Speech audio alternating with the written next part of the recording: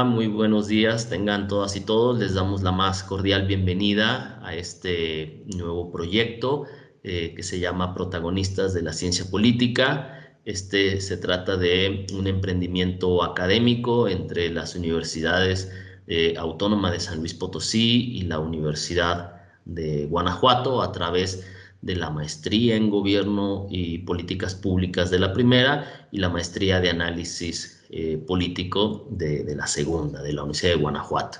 Este proyecto nace pues como parte de las interacciones que ambos posgrados han venido desarrollando, posgrados que se encuentran en el Programa Nacional de Posgrados de Calidad de CONACYT, y es una forma no solamente de vinculación, sino también de difusión. El proyecto consiste en realizar entrevistas con personajes que se han distinguido por su producción en la ciencia política, en este caso en el ámbito iberoamericano, gracias a que sus trabajos son de gran difusión en la enseñanza de esta disciplina en América Latina. Como parte de este proyecto, mi colega Fernando Barrientos del Monte, profesor investigador de la Universidad de Guanajuato, quien ha trabajado sobre estos aspectos, pues podrá ahondar un poco más en este asunto. Fernando, buenos días. ¿Qué tal? Buenos días. Bueno, siguiendo con la introducción que hace el doctor Juan Mario Solís Delgadillo, debemos hacer una brevísima síntesis de que la ciencia política es una ciencia política relativamente joven en el contexto de las disciplinas o de las ciencias sociales. No quiere decir así que no tenga una tradición detrás muy fuerte, muy poderosa de pensamiento político que nos permiten entender a la política. Pero la ciencia política se hace de diversas formas. Uno, precisamente, es ciencia, pues porque tiene método, tiene técnicas, tiene libros, tiene grandes figuras intelectuales que nos permiten comprender a la política, estudiarla y analizarla. Pero la ciencia política también se hace a través de las estructuras y de las personas, ¿no?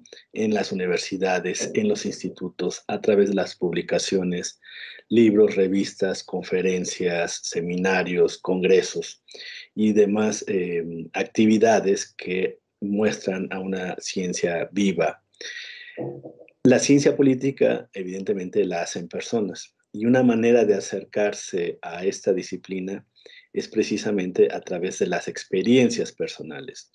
Cómo es que las personas que hoy hacen ciencia política y que se han convertido en referentes de la disciplina, en específico de los referentes de la disciplina en México y en América Latina, cómo es que han llegado a convertirse como tal, ¿no? Entonces, el objetivo de este proyecto es precisamente adentrarnos en esta perspectiva personal, humana, en la dimensión humana de la ciencia política para poder conocerla mucho mejor. Muchas gracias, Fernando, por esta introducción. Y bueno, pues el día de hoy, para abrir este proyecto, pues me da muchísimo gusto dar la bienvenida, presentar al profesor Manuel Alcántara Sáez, que es un politólogo español, muy reconocido por su obra politológica comparada sobre los sistemas políticos de esta amplia región del mundo, y pues que ha sido pionero en la institucionalización de la ciencia política en América Latina, al ser una pieza clave para la creación de la Asociación Latinoamericana de Ciencia Política, así como pues destacarse como un formador de generaciones de politólogas, de politólogos que están diseminados en el mundo, principalmente en el área latinoamericana o que estudian América Latina. Así que, pues Manuel, es un gusto para nosotros que estés con nosotros. Bueno, para mí lo es también, y lo primero, felicitarles por esta iniciativa y desearles mucho éxito. Pues muchísimas gracias. Las entrevistas van a estar divididas en tres segmentos Cada uno de estos segmentos pues trataremos de repasar facetas de nuestras y de nuestros invitados. En este caso, con el profesor Alcántara iremos recorriendo un poco aspectos de su vida personal y de su vida profesional hasta donde esto sea posible y no invasivo, ¿verdad? Entonces, pues quisiéramos empezar, Manuel, que nos cuentes, pues, ¿en dónde naciste y cómo describirías el contexto político en el que creciste? Bien, nací en Madrid en 1952. Por consiguiente, el contexto es franquismo puro y duro. Franco muere cuando yo tengo 23 años. Por consiguiente, son 23 años que son los años de fundamentales creo que en todo ser humano, los que, bueno, los que un régimen autoritario. Un régimen autoritario que, bueno, que bien sabemos que no fue un periodo monolítico, mucho, y el régimen, probablemente por cambios en la sociedad española, en los años 60 también cambió, pero no deja de ser un régimen autoritario. Y siendo niño, Manuel, ¿tú te dabas cuenta del contexto en el que estabas inmerso? ¿Podías notar que eso era un régimen autoritario o directamente hasta que fuiste más grande tuviste nociones de esto? Bueno, probablemente lo que más pesó en mi niñez fue la guerra civil, los relatos de los mayores de la guerra civil, sobre todo de mis abuelos, más que de mis padres. Mis padres no hablaban prácticamente de política.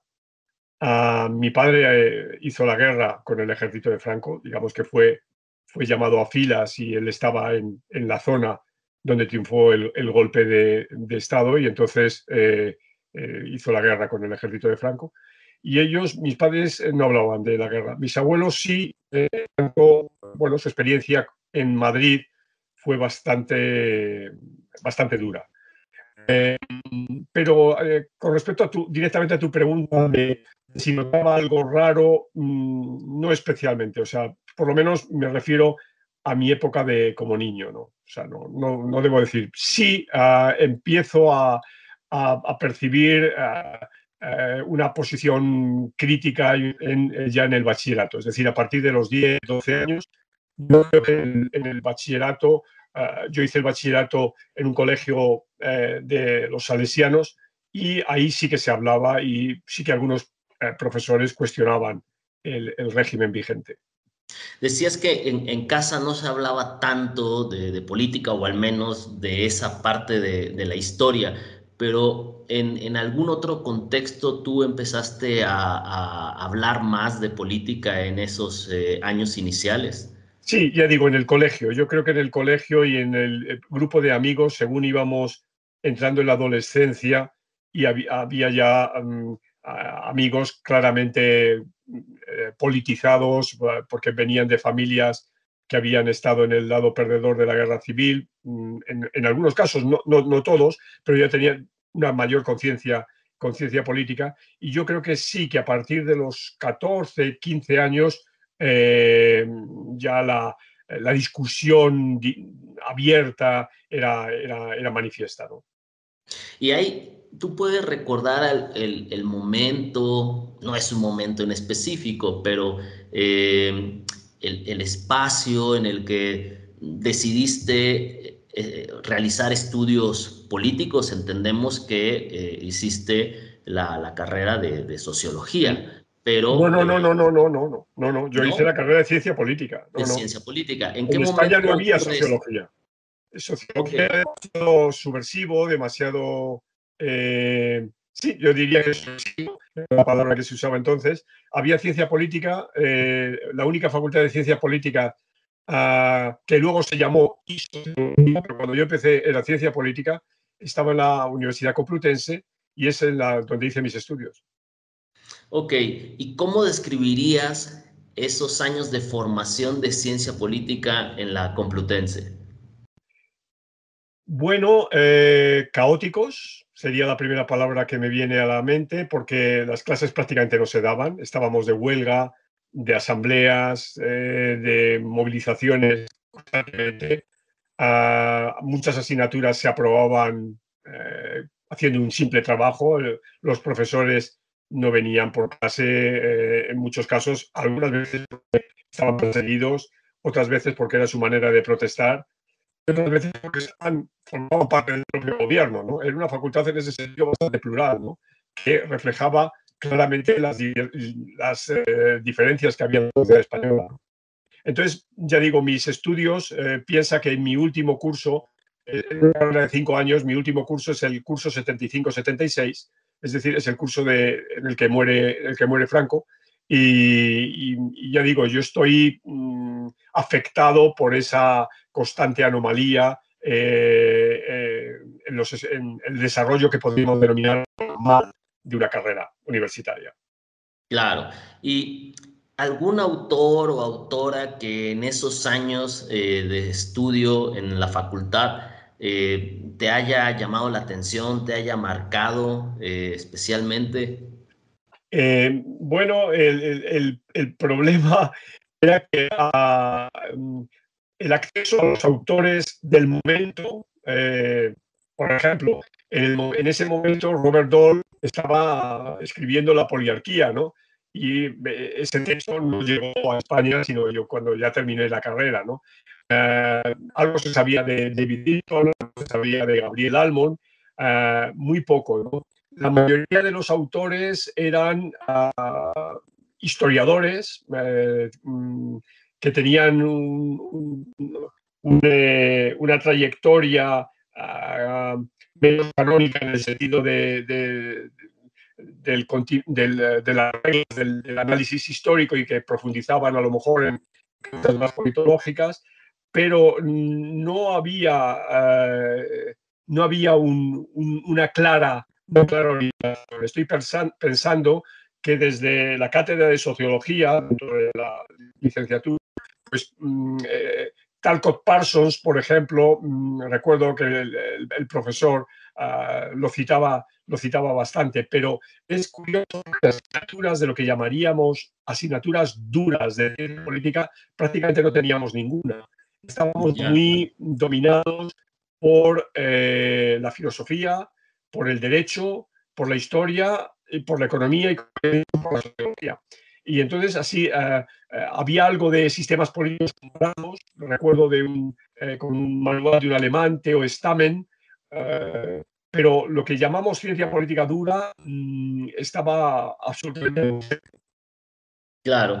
Y yo creo que cualquier persona que conoce tu trayectoria, tu producción, se haría la pregunta, ¿en qué momento Manuel Alcántara decide emprender su vocación profesional volcado hacia América Latina y por qué decidió cultivar esas líneas de investigación por las que ha sido reconocido? Bueno, creo que esa pregunta es fácil de responder. El quinto curso, el quinto año de la carrera de Ciencia Política, la carrera se dividía en 4 especialidades. Una especialidad era Relaciones Internacionales, otra era Administración Pública, otra era Movimientos Sociales o algo parecido, y la otra era Hispanoamérica, estudios hispanoamericanos. Y yo opté por esta, en gran medida por descarte de las cosas que me interesaban poco, pero sobre todo porque estamos hablando, bueno, la decisión la tomo en el verano del año 75 y estamos hablando de la influencia que en ese momento América Latina tenía desde la perspectiva, por un lado, política. Había sido el golpe de Estado del 11 de septiembre del 73 de Chile, que se tuvo un impacto muy fuerte en mi generación. También se había producido el cambio político en Argentina, ¿no? Con la vuelta, primero ganar las elecciones Héctor Cámpora y luego inmediatamente la vuelta de Perón y la muerte de Perón. Perón había vivido en Madrid, entonces había mucha información sobre eso. Y luego una cuestión más subjetiva, y era la influencia de la literatura latinoamericana de ese momento, ¿no? Es decir, lo que significaba Gabriel García Márquez, Vargas Llosa, Carlos Fuentes, pero también Onetti, etcétera. ¿No? Todo el boom latinoamericano y, bueno, y Cortázar, por supuesto, ¿no? Que los jóvenes de esa época pues devorábamos esas novelas y esos textos como muy frescos, ¿no? Entonces yo creo que la conjunción de todos estos elementos produjo en mí que me dedicara que tomara esta especialidad de estudios hispanoamericanos, que luego fue iberoamericanos y que luego fue latinoamericanos, y que debía encauzar, yo creo, los pasos, ¿no? Claro. Fernando. Muy bien. Bueno, pues ha sido interesante escuchar este contexto de la formación del profesor Alcántara. Y ya entrando, digamos, a unas cuestiones un poco más contemporáneas, pero no necesariamente, nos gustaría saber, de manera resumida, y que seguramente tuvo que ver mucho con su formación, o no necesariamente, ¿cuáles serían los 5 autores clásicos de la ciencia política? Es decir, ¿qué autores debe estudiar alguien que decide incorporarse a esta disciplina? Bueno, claro, cuando has dicho la palabra clásico, uno puede ir muy atrás, ¿no? Y a veces hay que ir atrás, ¿no? Yo creo que voy a hacer una mezcla, ¿no? Yo creo que hay dos autores que, y siempre cuando esto lo vean o lo escuchen a antiguas estudiantes y antiguos estudiantes que han sido mis clases, es conocido, ¿no?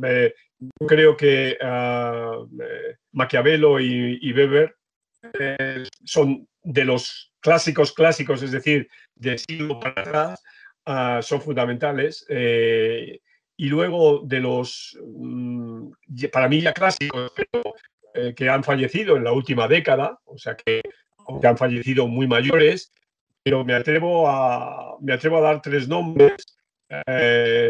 Sé que dejo a grandes maestros, pero que creo que además tuve la suerte de conocerles y de tratarles, y eso también, bueno, uno se deja, queda sesgado por eso, ¿no? Robert Ball, Giovanni Sartori y Juan Linz, ¿no? Yo creo que, ya digo, son discutibles y que van a poner caras algunos de extrañeza, pero yo para mí son los 3, repito, personas que han muerto en la última década y que tienen una influencia muy grande y que creo que deben ser leídos por quienes se aproximen a nuestra disciplina, ¿no? Excelente, sí, sí, muy bien estos. Ahora, precisamente en la misma línea, ha citado autores clásicos, contemporáneos, yo diría, porque todavía, pues como ha señalado bien, prácticamente algunos murieron hace poco tiempo. En el siglo XXI, ¿cuáles considera que han sido, digamos, las obras más relevantes, es decir, propiamente de este siglo XXI?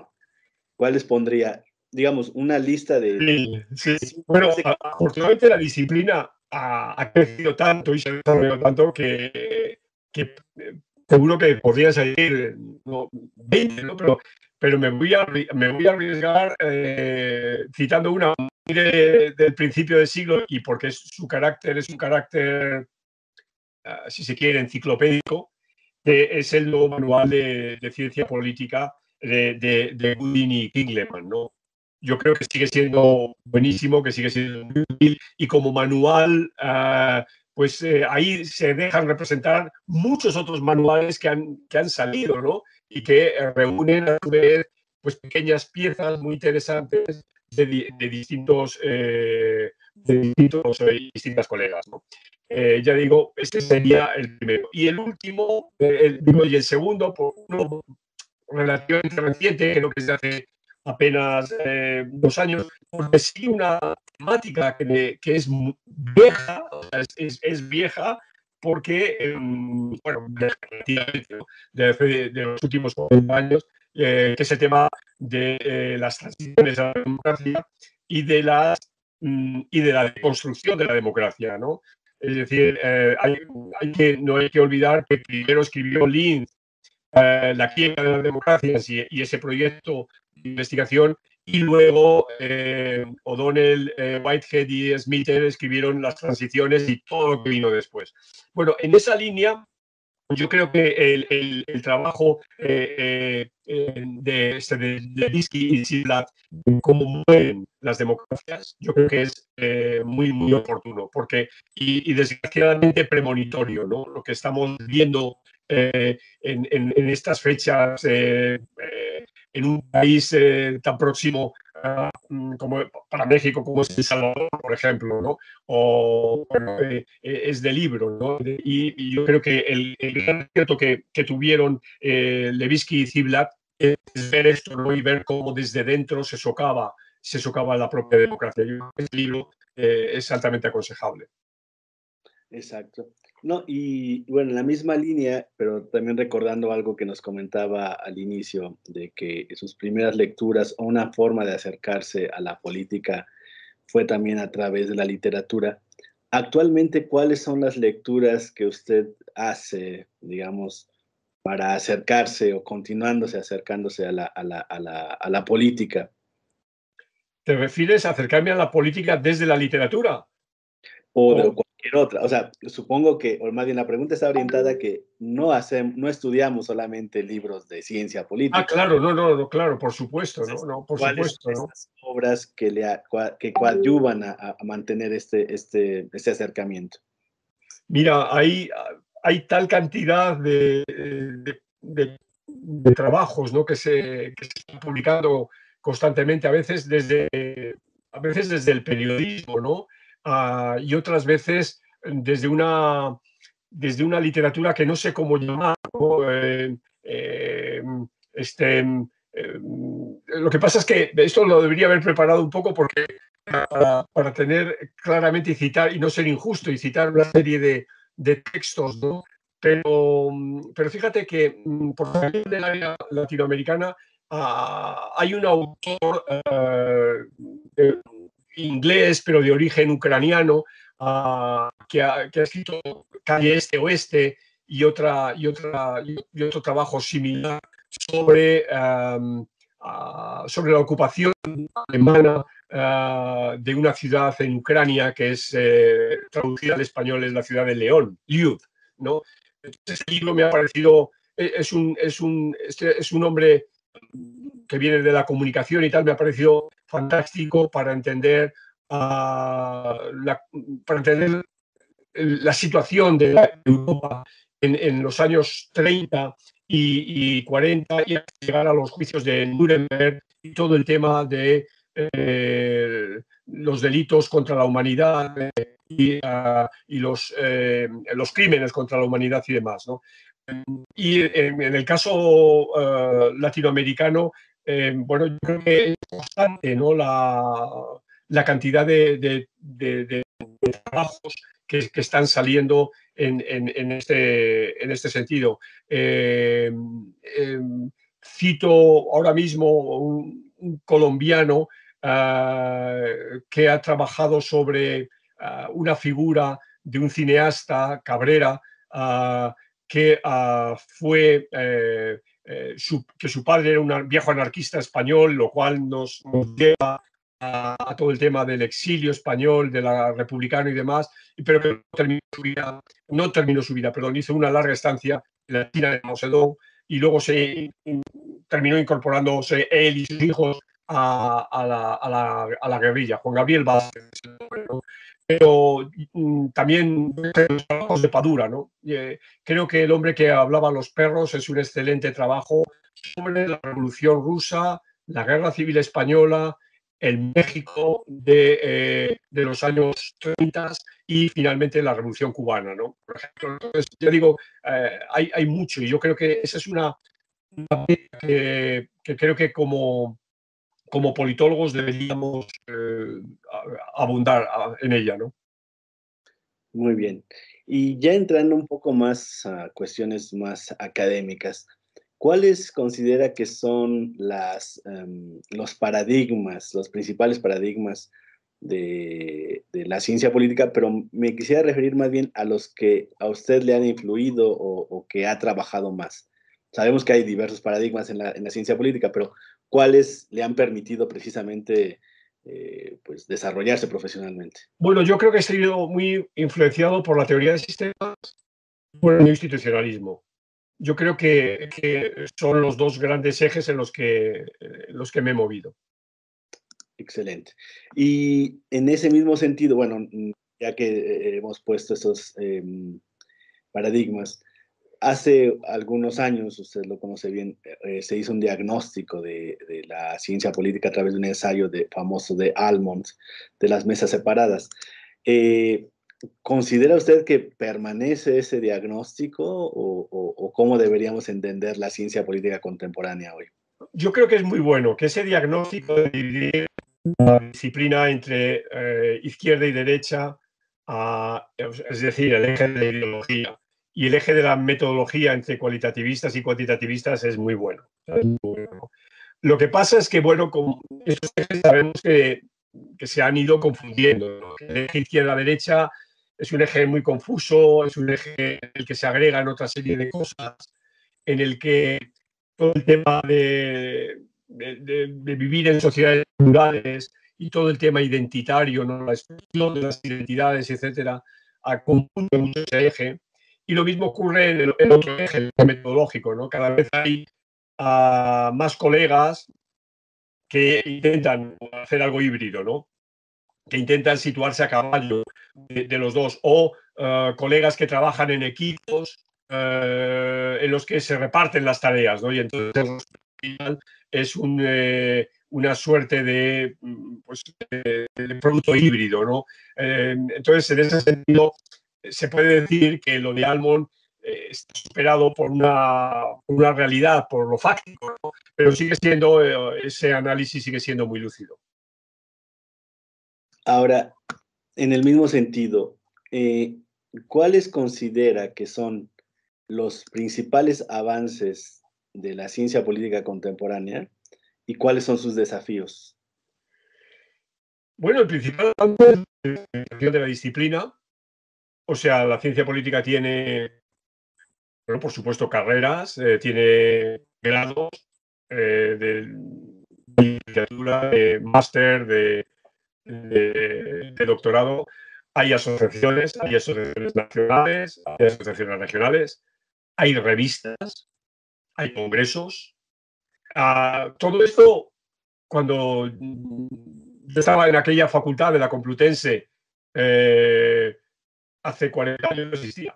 O existía, bueno, el ICPR, por ejemplo, el Consorcio Europeo de Ciencia Política, acababa de fundarse, ¿no?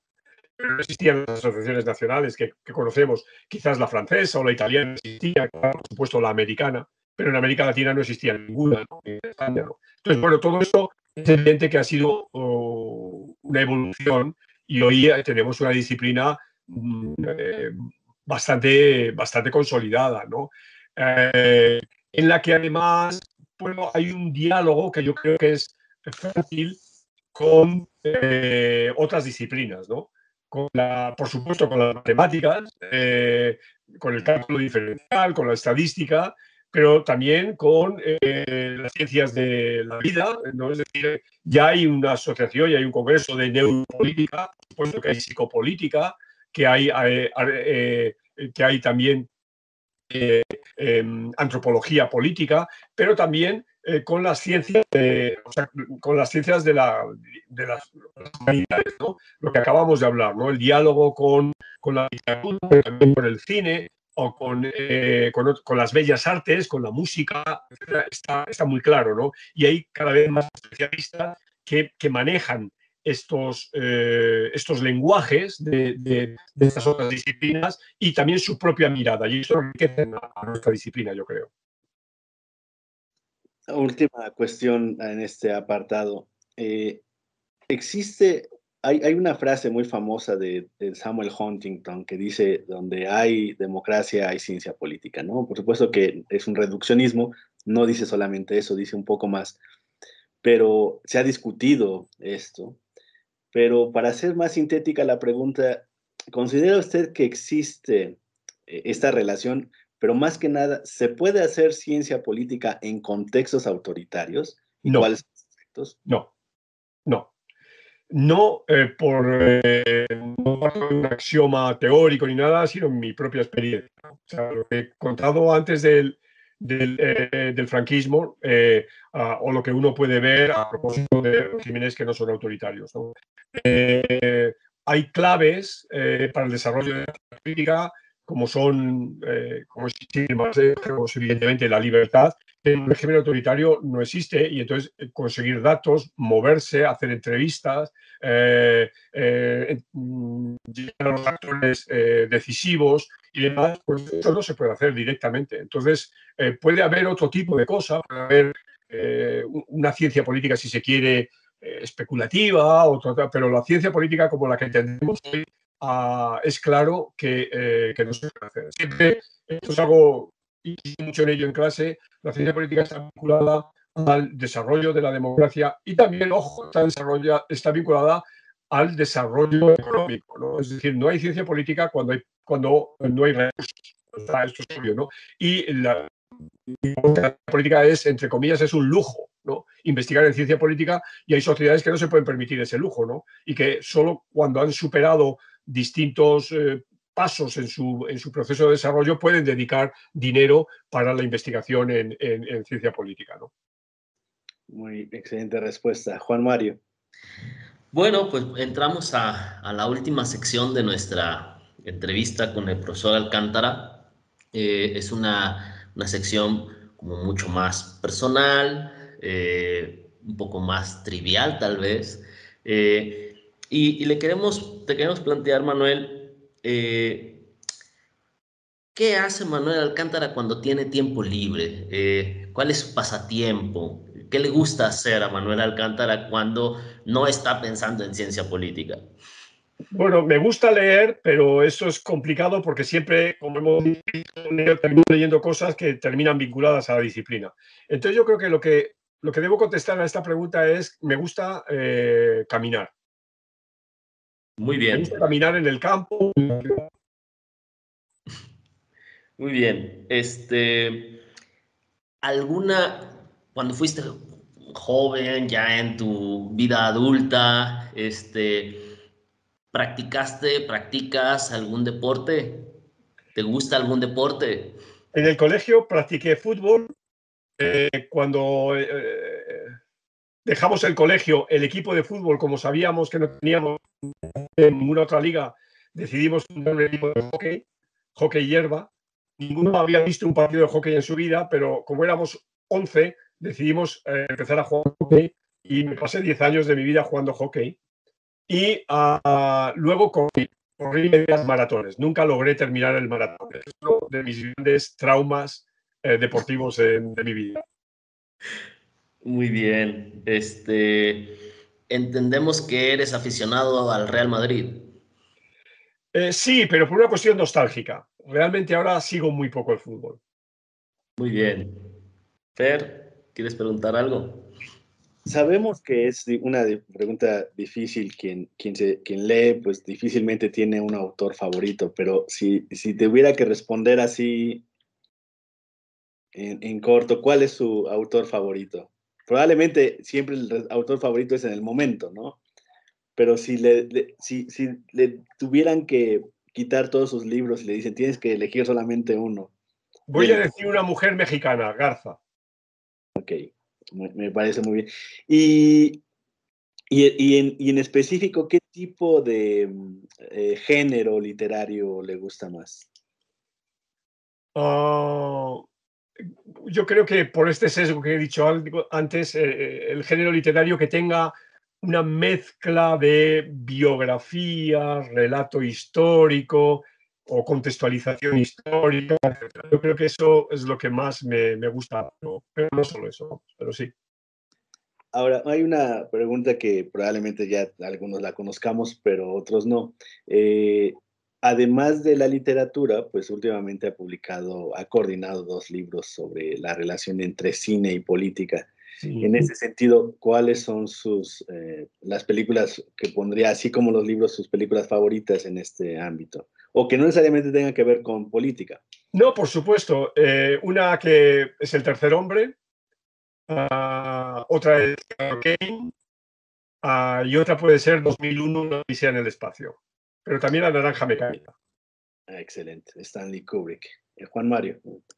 Sí, Manolo, algún lugar en el mundo, tú eres un viajero constante que como muchas personas se ha visto limitado ahora con esta cuestión de la pandemia a seguir esa vocación viajera, pero ¿hay algún lugar que recuerdes con afecto por algún motivo profesional?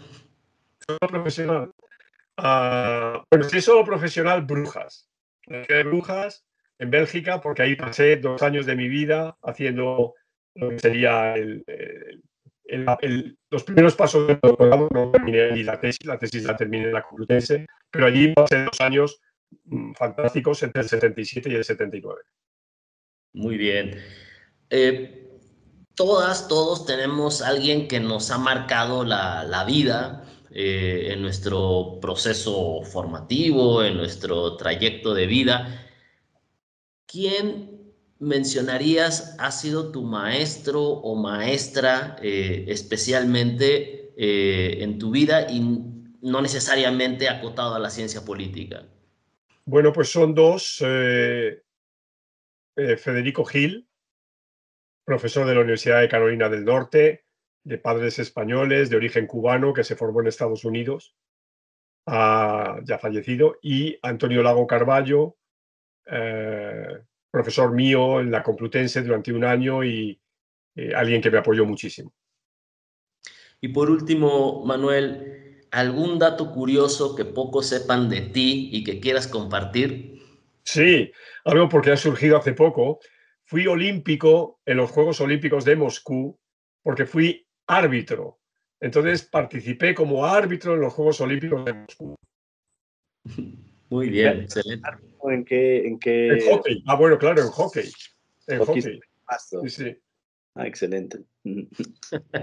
Muy bien, pues ha sido un gusto, Manuel, que hayas aceptado la invitación a este proyecto que creo que conforme vayan sumándose voces de profesoras y profesores, se irá nutriendo y saldrán cosas muy interesantes como sin duda en estos minutos hemos tenido la oportunidad de charlar contigo. Claro que sí, lo dicho, es una gran idea y os animo a que siga la cosa adelante. Muchísimas gracias. Muchas gracias. Fernando, para cerrar. No, bueno, simplemente pues agradecer al profesor Manuel Alcántara que estamos iniciando este proyecto. Eh, mm, es una suerte, es un gusto que nos podamos conocer y que nos haya permitido saber un poco más de su formación y también de su ámbito personal. Y bueno, decirles a quienes nos van a seguir que bueno, vamos a seguir teniendo entrevistas con politólogos y politólogas reconocidas para saber precisamente y conocer un poco más de la dimensión humana de esta disciplina tan interesante y tan rica que nos tiene aquí. Bueno, pues muchísimas gracias a todas y a todos por su atención. Gracias al profesor Alcántara nuevamente y les pedimos que nos sigan a través de YouTube, este canal de entrevistas a través de la Universidad Autónoma de San Luis Potosí y la Universidad de Guanajuato. Hasta la próxima.